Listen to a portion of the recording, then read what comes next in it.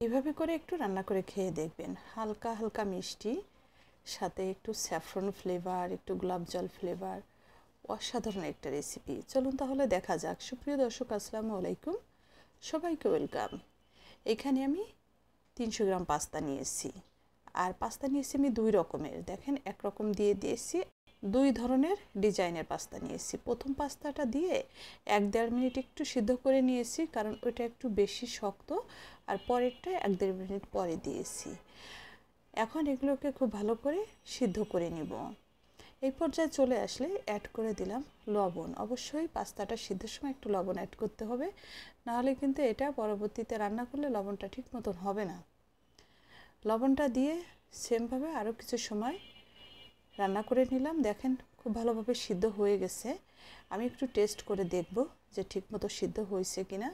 সিদ্ধ হয়ে গেলে হাত দিলে আপনি বুঝতে পারবেন একদম সফট হয়ে গেছে। এখন সবগুলো আমি একটা ছাঁকনি দিয়ে এভাবে করে নামিয়ে নিলাম।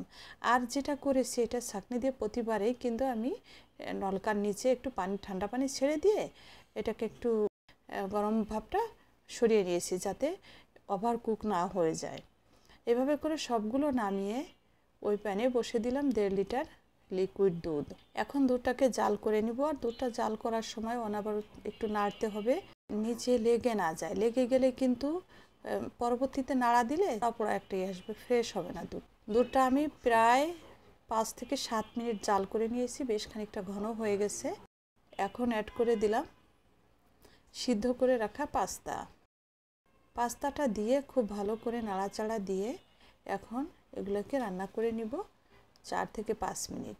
4-5 মিনিট পরে এই পর্যায়ে চলে আসছে। দেখেন, এখন অ্যাড করে দিলাম কনডেন্স মিল্ক। এখানে 1 কন্টেনার কনডেন্স মিল্ক থেকে অর্ধেকটা কনডেন্স মিল্ক দিয়ে দিলাম। আর আমি কিন্তু এতে কোনো চিনি অ্যাড করব না। কনডেন্স মিল্কের যে মিষ্টিটা, এই মিষ্টিতে এই পাস্তাটা রান্না করব। ভালো করে কনডেন্স মিল্কটা মিশিয়ে নিলাম দুধের সাথে। আর কনডেন্স মিল্ক দেওয়ার উদ্দেশ্য হলো দুধটা যাতে ঘন হয়, একটু ক্রিমি হয়ে যায়, সাথে হালকা একটু সুইট মিষ্টি আসে। আগে থেকে কিছুটা দুধের সঙ্গে স্যাফরন মিশিয়ে রেখেছিলাম। দেখেন, এটা বেশ সুন্দর একটা কালার এসেছে। এ পর্যায়ে আসার পরে অ্যাড করে দিলাম। ভালো করে নাড়াচাড়া দিয়ে সুন্দরভাবে মিশিয়ে নিলাম, এবং সবসময় খেয়াল রাখতে হবে নিচে যেন লেগে না যায়, তাহলে চলটার মতো পোড়া একটা স্বরের মতন উঠে আসবে। আর পুরো রান্নাটাই আপনার তখন কিন্তু যে পারফেক্টনেস এটা থাকবে না। এখন সামান্য একটু লবণ দিয়ে দিলাম, মানে দুধের যে লবণটা না, এটা কম হচ্ছে, যার কারণে সামান্য একটু লবণ দিয়ে সব কিছু ব্যালেন্স ঠিক করে নিলাম। লবণটা দিয়ে আরও 1 মিনিট রান্না করার পরে অনেকটা ঘন হয়ে গেছে। এখন অ্যাড করে দিলাম 1/2 চা চামচ গোলাপ জল, রোজ ওয়াটার যেটাকে বলে, দিয়ে সেমভাবে মিশিয়ে আরও 2-3 মিনিট রান্না করে নিয়েছি। দেখেন, আর এখন যে পর্যায়ে আছে না, এটা কিন্তু নামানোর পরে বেশ ঘন হয়ে যাবে এবং একদম ক্রিমি মাখো হবে।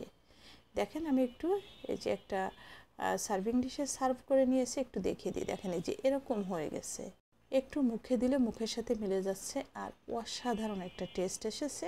আর আমি আজকে তৈরি করেছি মিল্ক সুইট পাস্তা। আপনারা অবশ্যই এটা ট্রাই করবেন অতিথি আপ্যায়নে, যে কোনো অকেশনে এই রেসিপিটা করে সার্ভ করবেন। সবাই খেয়ে কিন্তু মুগ্ধ হয়ে যাবে। একদম আনকমন একটা রেসিপি আজকে করলাম, যার জন্য শেয়ার করে রেখে দিবেন টাইমলাইনে। যারা নতুন পেজটা ফলো করবেন, ইউটিউব থেকে দেখছেন, চ্যানেলটা সাবস্ক্রাইব করবেন, একটা লাইক দিবেন, কমেন্টস করবেন, কেমন হলো জানাবেন। সবাই ভালো থাকবেন, সাথে থাকবেন। সবাইকে অসংখ্য ধন্যবাদ। আল্লাহ হাফেজ।